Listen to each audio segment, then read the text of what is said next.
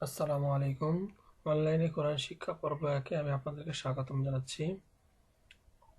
তো এই কোর্সে যারা অংশগ্রহণ করবেন বা কোর্সটি যারা দেখবেন তাদের জন্য আমার প্রথম কথা হলো, প্রথমে আপনারা একটি নুরানি কায়দা কিনে নেবেন।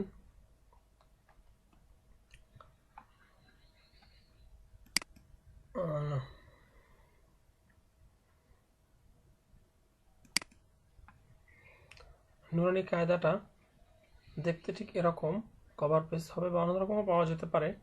তো আপনারা এটা কায়দাটা কিনে নেবেন। এটা হলো প্রথম কথা। এবং আমি এই কোর্সটিতে পর্যায়ক্রমে যেভাবে ডিরেকশন দেব, আশা করি আপনারা যদি সেভাবে কাজ করেন বা সেভাবে প্র্যাকটিস করেন, আশা করি এই কোর্স শেষ হওয়ার পর আপনারা কোরআনুল কারিমকে সুন্দরভাবেই পড়তে পারবেন। তো আসুন শুরু করা যাক। তো শুরুতে আমরা আল্লাহ পাক রব্বুল আলামিনের নাম নিয়ে শুরু করব। বিসমিল্লাহির রহমানির রহিম। তো এই যে আমরা কতগুলো অক্ষর দেখতে পাইতেছি, এগুলো হলো আরবির হরফ, বাংলায় অক্ষর বলা হয়। এগুলো আমরা ছোটবেলায় সবাই পড়েছি, কম বেশি সবাই এগুলোর সাথে পরিচিত, আমরা সবাই চিনি, পড়তেও পারি, কিন্তু উচ্চারণ হয়তো আমাদের কারো কারো সঠিক, কারো কারো ভুল আছে। তো আমি এর উচ্চারণগুলো একবার বলে দিতে চাচ্ছি, বলছি। এটা হলো আলিফ। আমরা অনেকেই হয়তো বা আলিফ উচ্চারণ করি, কিন্তু এটা আলিফ নয়, এটা কিন্তু আলিফ। এটা হলো বা, তা, সা, জিম, হা, খ, দাল, জাল, র, ঝা, সিন, শিন, সদ, দদ, ত, জ, আইন, গইন, ফা, কফ, কাফ, লাম, মিম, নুন, ওয়াও, হা, হামজা, ইয়া। এটাও ইয়া এবং এটাও ইয়া।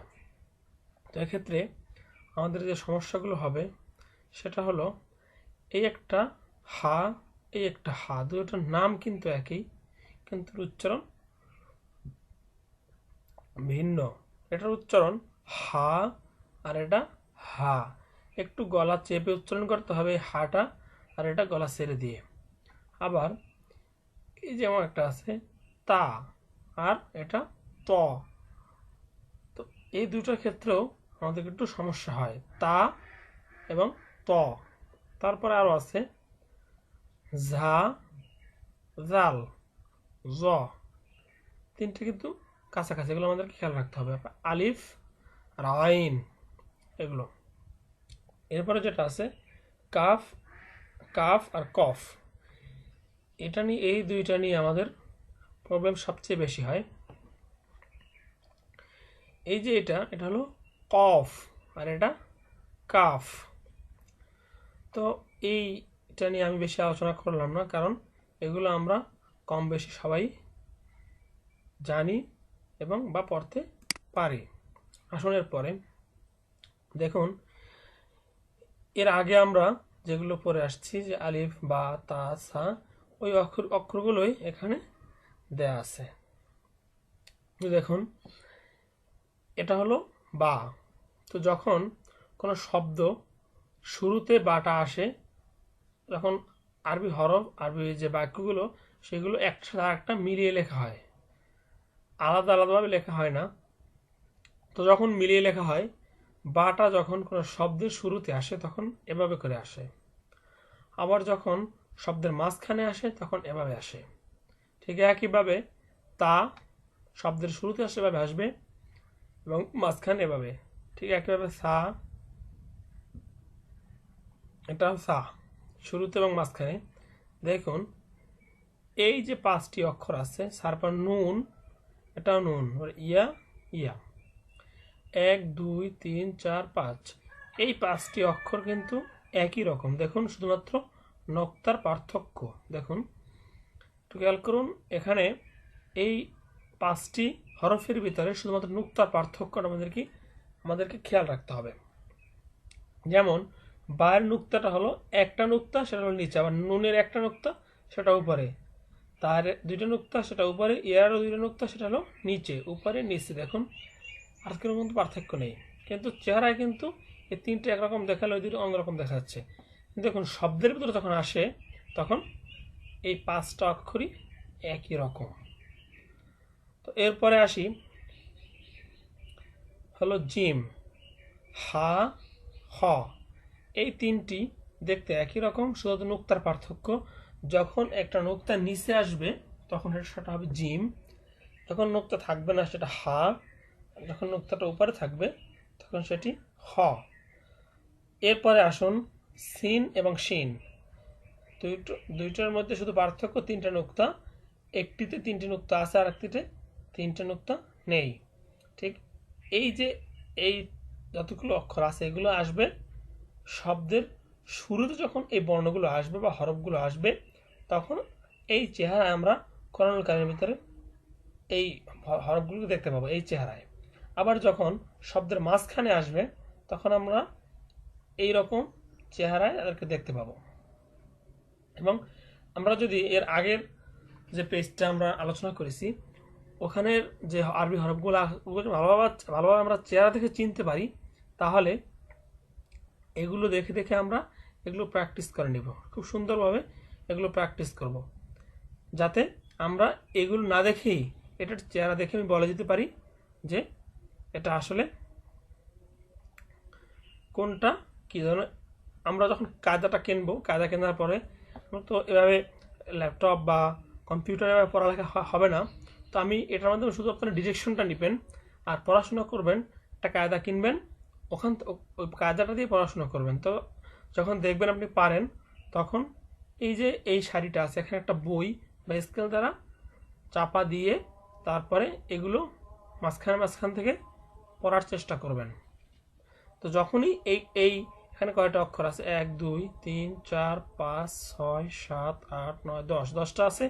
এই 10টা যখন কমপ্লিট হবে তখন এ পাশে আসবেন। তো একইভাবে সদ, দদ, আইন, গইন, ফা, কফ। দেখুন সদ দদ একই রকম, নুক্তার পার্থক্য। আইন গইন একই রকম, নুক্তার পার্থক্য। ঠিক একইভাবে এই পাশে যে কথাগুলো বলছি যে এটি আসবে শব্দের শুরুতে, যদি আসে এই হরফগুলো তখন এরকম চেহারায় আসবে, যদি মাঝখানে আসে তখন এভাবে আসবে কফ, এবং এটি হলো ফা, কফ ফা। দেখতে একই রকম, নুক্তার পার্থক্য। কাফ, লাম, মিম, হা। হা যখন শব্দের শুরুতে আসবে তখন এরকম আসবে, আর যখন শব্দের মাঝখানে আসবে তখন সেটা এরকম, এটা আসবে শব্দের মাঝখানে, আর এরকম যদি হা কখনো আসে সেটা আসবে শব্দের শেষে। মিম শব্দের মাঝখানে, লাম শব্দের মাঝখানে, কাফ এটাও এরকম চেহারা, যদি কখনো এরকম চেহারাটা আপনি দেখতে পাবেন শব্দের মাঝখানে, আর কাফ এটা শব্দের শুরুতে দেখতে পাবেন। তো এই পৃষ্ঠাটায় যতগুলো বর্ণ আছে বা যতগুলো প্র্যাকটিস, খুব ভালোভাবে প্র্যাকটিস করার পর আপনি যখন এই পাশটা যখন হয়ে যাবে তখন এ পাশে আসবেন, আবার এই পাশটা ভালোভাবে প্র্যাকটিস করার পর এরকম এই সাইডটা স্কেল দিয়ে ঢেকে রাখবেন। তো আমি প্রথমেই বলছি সবাই একটা করে কায়দা কিনে নেবেন, কায়দার দাম বেশি না, 5 থেকে 10 টাকা। তো স্কেল দিয়ে ঢাকার পরে আপনারা এইগুলো পড়ার বা দেখবেন মাঝখান থেকে আমি এই চেহারা দেখে বলতে পারি কিনা। এরকম যদি বলতে পারেন তখনই আপনারা পরবর্তী পেজে চলে যাবেন। এখন দেখি পরবর্তী পেজে কি আছে। এই দেখুন আপনার জন্য এখানে পরীক্ষা রেডি করা আছে।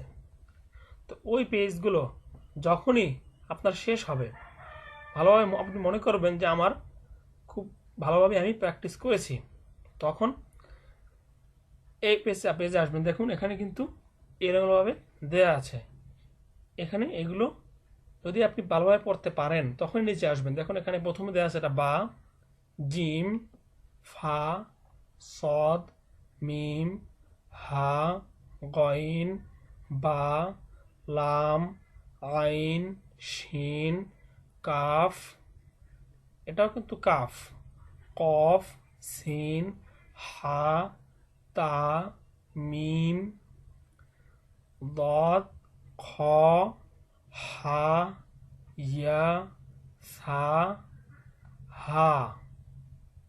এটা হলো হা, এটাও হা। আবার এই দেখুন একটি হামজা, ছোট একটি হামজা লেখা আছে। যখন এরকম একটা উপরে কোনো কিছুর উপরে হামজা লেখা থাকবে তখন হামজাটাই প্রধান হবে, তখন এই হামজাটাই উচ্চারণ করতে হবে, এটা হামজা। তারপর গইন, ফা, নুন, আইন। তো আগের এক একটা পেজ কমপ্লিট করার পরেই আপনারা অন্য আরেকটি পেজে আসবেন, একটা কমপ্লিট না করেই পরের পেজে আসবেন না, এটা আপনাদের কাছে আমার অনুরোধ থাকবে।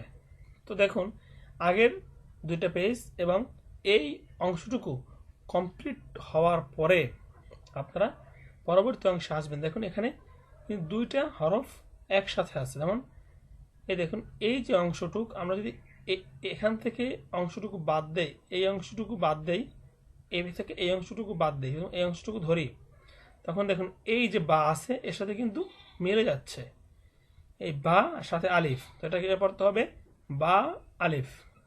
ঠিক একইভাবে দেখুন এই যে অক্ষর, এই অক্ষরটা এখান থেকে আমরা যদি কাটি তাহলে দেখুন এটা কিন্তু একই রকম দেখা যাচ্ছে, তাহলে এটা কি হবে হা বা। তারপরে আবার এই যে দেখুন এখান থেকে এই যে উপরে এটাকে যদি আমরা এইটা দেখি তাহলে এইটা যদি আমরা বাদ দিই তাহলে এখানে কি আসে হা জিম, উপরে এই যে একটু নিচেরটা কিন্তু জিম আর উপরে একটু হা। একইভাবে দেখুন যে এটা হলো জিম, এই যে জিম, তারপরে দাল।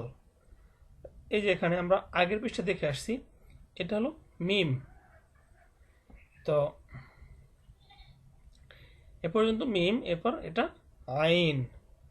আইন এরকম আসে যখন শব্দের মাঝখানে, বলছি শব্দের মাঝখানে বা শেষে যদি আসে তখন এরকমভাবে আসে, এরকমভাবে আসবে। আবার শব্দের শুরুতে আসলে তখন কিন্তু এরকম আসবে না, তখন আসবে দেখেন এই যে এখানে দেওয়া আছে আইন, আইন সদ, আইন সদ, এরকমভাবে দেওয়া আছে। এরপরে জ লাম, জ লাম। এরপরে দেখুন এটা দেওয়া আছে কি লাম, লাম কাফ। এখানে আমি আগে ওই পৃষ্ঠায় বলেছিলাম যে এরকম যদি হয় সেটা কিন্তু শব্দের শুরুতে আসে, হা ওয়াও, এটা লাম হা। এটা হলো হা মিম, মিম নুন, এটা লাম আলিফ। দেখুন এখানে এতটুকু যদি আমরা ধরি তাহলে এটা কিন্তু লাম, এরপর একটু হা, তাহলে লাম হা, এটা হা ইয়া। এই যে এই দাঁত পর্যন্ত আমরা যদি ধরি তাহলে এই দাঁতের এই পাশটুকু কিন্তু ঠিক এরকম। তো আমরা আগের পৃষ্ঠায় দেখে আসছি যে এরকমভাবে একটা এরকম দাঁতের মতো এর নিচে যদি দুইটা নুক্তা থাকে তাহলে সেটা হয় ইয়া, তাহলে ইয়া সিন। এরপর হলো কাফ বা, কফ ওয়াও, হা মিম, বা হা ইয়া হা তা হা। দেখুন এই যে ইয়াটা এখান থেকে যদি আমরা কল্পনা করি এতটুকু একটা ইয়া, ঠিক এখানে থেকে এতটুকু এটা একটা ইয়া, এদের কিন্তু দেখতে একই রকম। তারপরে জিম র, খ জাল, সদ আইন, দদ গইন, তারপর আসবে ফা। এখানে এই যে আমরা এতটুকু প্রথম কল্পনা করব, যেহেতু আমরা নতুন নতুন প্রথমেই একটু অন্যরকম মনে হবে, তো কিছুদিন প্র্যাকটিস করার পর এগুলো অনেক ইজি হয়ে যাবে। তো ফা জিম, ইয়া ফা, তারপর লাম হামজা। দেখুন আগেই বলেছি যে যদি কোনো হরফের উপরে হামজা থাকে তখন সেটা উচ্চারণ হামজা হবে, কারণ এখানে নিচে কি আছে সেটা আমার দেখার বিষয় নয়। এই যে এখানে বলছিলাম রয়ের উপর একটা হামজা আছে, তো বলছিলাম এটা হামজা উচ্চারণ হবে, দেখুন তাহলে এটা হবে লাম হামজা। নিচে যেটা অ আছে এই অটি এখানে প্রাধান্য পাবে না, উপরে যেটি থাকবে সেটি এখানে প্রাধান্য পাবে। তো লাম হামজা, তারপর আছে কি জিম, এটা কিন্তু ইয়া ছিল কিন্তু এই ইয়াটা এখানে প্রাধান্য পাবে না, কারণ কি এর উপরে একটা হামজা আছে, কারণে এটা আমার উচ্চারণ করতে হবে জিম হামজা। তো যতটুকু আলোচনা হলো আপনারা খুব ভালোভাবে চেষ্টা করবেন এবং ভালোভাবে এটা প্র্যাকটিস করার চেষ্টা করবেন এবং বেশি বেশি প্র্যাকটিস করবেন এবং কায়দাটা দিয়ে পড়াশোনা করবেন। তো আজকে এ পর্যন্তই। আল্লাহ হাফেজ।